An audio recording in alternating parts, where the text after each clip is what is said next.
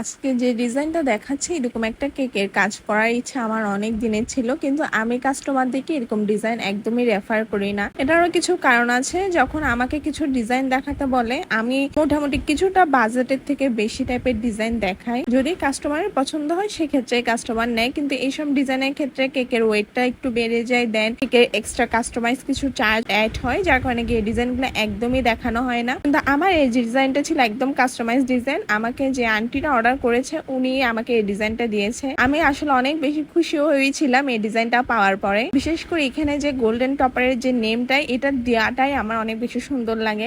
আমাকে যে ডিজাইনটা দেওয়া হয়েছিল ওই ডিজাইনের মধ্যে একদম একুরেট সবগুলো বল পাইনি, কিন্তু আমার কাছে তার থেকেও ভালো কিছু বল ছিল। আমি ওইগুলো দিয়ে আমার মতো করে একটু চেঞ্জ করেছি। যেমন এখানে যে গ্লিটারি পিঙ্ক কালার বলটা দেখছেন, এটা ছিল নর্মাল বল, কিন্তু এটা আমার কাছে গ্লিটারি ছিল, আমি গ্লিটারিটাই ইউজ করেছি। তারপর এখানে দুইটা রোজ বসানো হয়েছিল। এই রোজ গুলো কিন্তু রেফারেন্স পিকচারে ছিল আর্টিফিশিয়াল, মানে যেগুলো কাপড়ের হয় সেগুলো, কিন্তু আমি ওইগুলো পাইনি। আমি একদম রিয়েলটাই বসিয়েছি। আমার কাছে মনে হয়েছে যে কেকের ডিজাইনটা দেওয়া হয়েছে তার থেকে আমি যেটা করেছি সেটা আরো বেশি গর্জিয়াস ছিল। যারাই দেখেছে ডিজাইনটা সবাই অনেক বেশি পছন্দ করেছে। তাও যতটুকু সিমিলার করে করা যায় আমি ঠিক কতটুকু করে করার চেষ্টা করেছি। এখানের মধ্যে কিন্তু বল এবং রোজ দেন হচ্ছে যে নেম, এগুলো কিন্তু সবই নন এডিবল, এগুলো একটাও খাওয়া যাবে না।